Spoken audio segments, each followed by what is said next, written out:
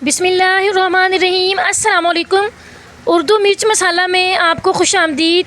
आज हम बात करेंगे अरशद नदीम के बारे में, जो कि किसी तारुफ के मुहताज नहीं हैं। मैं पूछना चाहती हूँ मरियम नवाज़ से कि अरशद नदीम को दिए गए 10 करोड़ क्या तुम्हारे बाप के थे?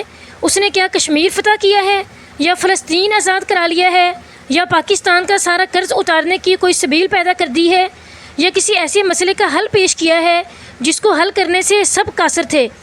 खेल में आला करदगी दिखाने पर यकीनन हौसला अफजाई होनी चाहिए, मगर इसके लिए 40 से 50 लाख की रकम भी बहुत थी, जबकि 10 करोड़ हद हो गई। यहाँ लोग भूखे मर रहे हैं, आए दिन बिलों की वजह से लोग खुदकुशियाँ कर रहे हैं, और ये हुकूमत है कि इसके अल्ले तल्ले ही ख़त्म नहीं हो रहे।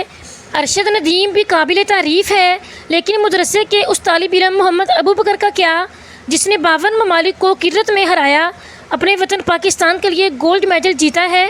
अगर 20 करोड़ नहीं तो 1 करोड़ रुपए की इनाम का तो ये हकदार भी था। इसने भी पूरी दुनिया में पाकिस्तान का नाम हुस्न किरत के खूबसूरत आवाज़ में रोशन किया है, लेकिन इसको सिर्फ 2 लाख रुपए दिए गए हैं। मैं पूछना चाहती हूँ कि कुरान की कीमत सिर्फ 2 लाख रुपए है और एक नेज़े की कीमत 25 करोड़। सोशल मीडिया पर कारी अबू बकर के लिए ट्रेंड चलाएँ। नाजरीन, आपकी इस बारे में क्या राय है, कमेंट्स करके ज़रूर बताइएगा। तो मिलते हैं नेक्स्ट वीडियो में, तब तक के लिए अल्लाह हाफिज़।